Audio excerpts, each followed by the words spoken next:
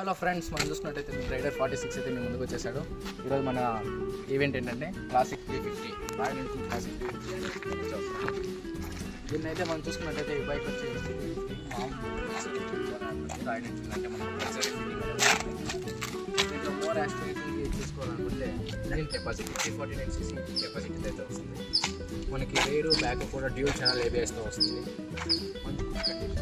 మనకి ఓపెన్ చైన్తో వస్తుంది. ఎవ్రీ 500 కిలోమీటర్స్కి ఒకసారి చైన్ క్లీన్ చేసుకుంటూ ఉంటారు. రాయల్ ఎన్ఫీల్డ్ క్లాసిక్ 350 అంటే ఒక బాబర్ లుక్స్ బైక్ అనుకోవచ్చు. మనం చూసుకున్నట్టయితే దీంట్లో గ్రౌండ్ క్లియరెన్స్, హలో ఫ్రెండ్స్, ఇది గ్రౌండ్ క్లియరెన్స్ అయితే 170 mm వస్తుంది. లెంత్ అయితే 1735 లెంత్ అయితే వస్తుంది. మన బైక్ ఆన్ రోడ్ ప్రైస్ చూస్తే 2,67,000 అయితే వస్తుంది. రాయల్ ఎన్ఫీల్డ్ క్లాసిక్ 350 అంటే ఒక అడ్వెంచరస్ బైక్ అనుకోవచ్చు. దీంట్లో 2 వీల్స్ సపోర్ట్ అయితే వస్తుంది. స్పోక్ వీల్స్ అండ్ అలా వీల్స్ రెండు వస్తుంది. మనకైతే అడ్వెంచర్గా పర్ఫెక్ట్గా కావాలంటే స్పోక్ వీల్స్ తీసుకోవచ్చు, లేదు మనకు వద్దు అనుకుంటే అలా వీల్స్ తీసుకోవచ్చు. నా బెస్ట్ ఆప్షన్ ఏదంటే స్పోక్ వీల్స్. ఎందుకంటే మనం అడ్వెంచరస్లో ఏదైనా ఒక మౌంటైన్స్ కానీ ఎవరెస్ట్ కానీ ఎక్కినప్పుడు కానీ ఏదైనప్పుడు కానీ సంథింగ్ టైర్ మనకి ట్రాక్ రాకపోతుంది. అలా వీల్స్ అయితే ట్రాక్ వచ్చేస్తుంది. బేసిక్గా మళ్ళీ అక్కడ నుంచి మనం రైడ్ చేయలేము. నాకు తెలిసినంతవరకు ఇది 6,800 కిలోమీటర్స్ నేను రైడ్ చేసినాను. ఇంతవరకు నాకు ఎక్కడ కానీ బ్యాడ్ కంపారిజన్ కానీ ఏది కానీ రాలేదు. అంత గుడ్ పర్ఫార్మెన్స్ ఇస్తుంది బైక్ అయితే. స్మూత్ చూసినట్లయితే ఇక్కడ 370 mm డిస్క్ అయితే వస్తుంది. ఇది వచ్చి విత్ ట్విన్ పిస్టన్తో వస్తుంది, క్యాలిబర్తో వస్తుంది.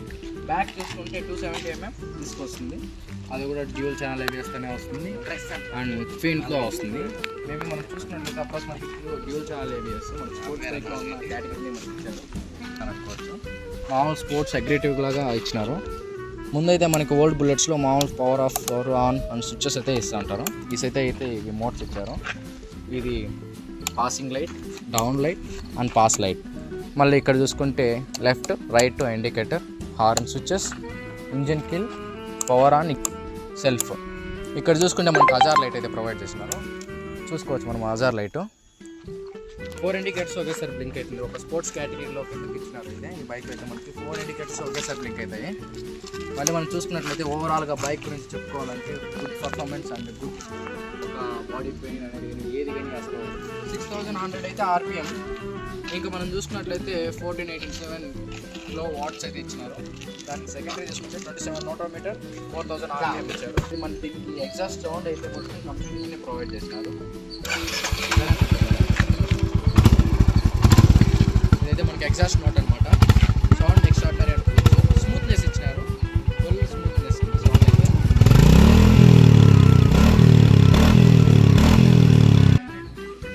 సెకండ్ సర్వీస్ కాస్ట్ 950 రూపీస్ వస్తుంది. ఎందుకంటే మనకి ఓన్లీ ఆయిల్ ఛార్జ్ మట్టుమే చేస్తారు. లేబర్ ఛార్జ్ అయితే ఏమి ఉండదు. 4 సర్వీస్ అయితే ఫ్రీ ఆపర్చునిటీగా ఇస్తారు ఈ బైక్కి. మనం చూసినట్లయితే ఓవరాల్గా ఈ బైక్ని ఎక్స్ట్రాడినరీ మైండ్ బ్లోయింగ్ సార్ అనే ఒక దీంట్లో అయితే చెప్పేయచ్చు. నాకు తెలిసినంత వరకు ఈ బైక్లో నేను చూసినంత వరకు అండ్ సీట్ కంఫర్టబుల్ లెదర్ సీట్స్తో ఇచ్చారు. ఫుల్ కంఫర్టబుల్గా ఉంటుంది. లెదర్ మొత్తం లెదరే ఉంటుంది, సీట్స్ మొత్తం లెదరే. అండ్ ఫుట్ రెస్ట్లు కూడా వేసేది కొంచెం కంపారిజన్గా బాగానే ఇచ్చారు.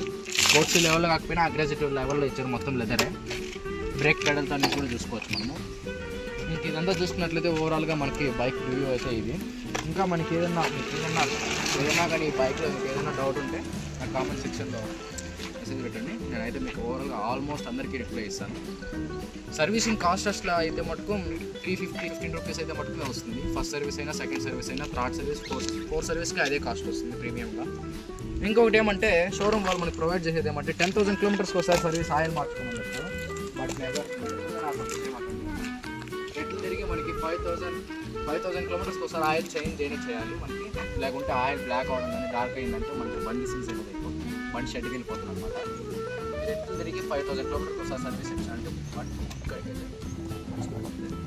మళ్ళీ బండి స్టార్ట్ చేస్తున్నాం ఒకసారి ఎగ్జాస్ట్.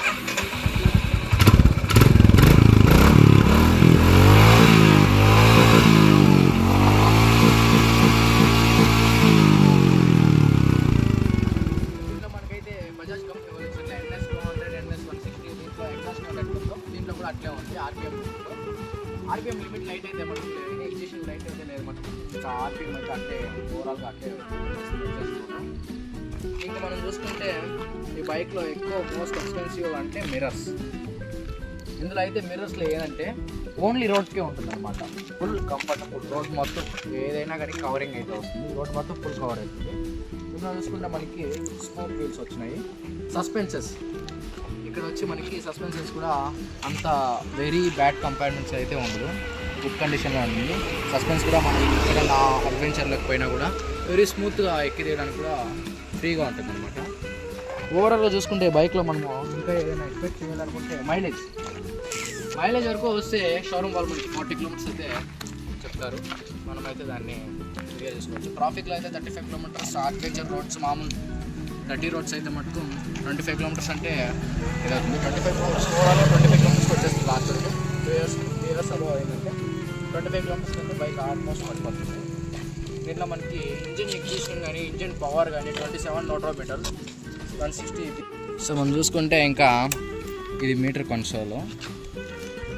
మనం చూసుకున్నట్టయితే ఇక్కడ ట్రిప్ ఎఫ్ కూడా ఇచ్చినారు, అంటే fuel indicator and battery symbol, ABS dual ABS channel, అంటే బ్రేక్ మనం ఎక్కడైనా మంట రోడ్లో కానీ ఎప్పుడైనా వెళ్ళినప్పుడు కూడా మనకి బ్రేక్ స్కిడ్ కాకుండా ఏబిఎస్ అయితే ప్రొవైడ్ చేసినారు. ఇది ఇంజిన్ ఇగ్నిషన్. మనం చూసుకుంటే 13 లీటర్స్ అయితే ఫ్యూల్ కెపాసిటీ ఇచ్చినారు. ఇక్కడ చూసుకుంటే మనకి ఎకనామిక్ మోడ్, పవర్ మోడ్ అయితే 2 ఇచ్చినారు. ఆటోమేటిక్గా బ్రేక్ అవుతుంది. మళ్ళీ చూసుకుంటే ట్రిప్ ఎఫ్, మళ్ళీ టైమింగ్ అనేది ఉంటుంది. దాని తర్వాత ఓడోమీటర్ అనేది దీనిని ప్రొవైడ్ చేసినారు. 6,4900 కిలోమీటర్స్ అయితే తిరిగింది. మళ్ళీ ట్రిప్ 1 194 కిలోమీటర్స్, ట్రిప్ 2 524 కిలోమీటర్స్. నేనైతే ఎస్టర్డే అయితే నేను 524 కిలోమీటర్స్ అయితే నేను రైడ్ చేశాను. బట్ నాకైతే ఎలాంటి బ్యాడ్ కంపారిజన్ అయితే రాలేదు. I have a good ride. మనం చూసుకున్నట్లయితే ఇంకా ఓవరాల్గా బైక్ అయితే స్టార్ట్ సూపర్ అని చెప్పుకోవచ్చు.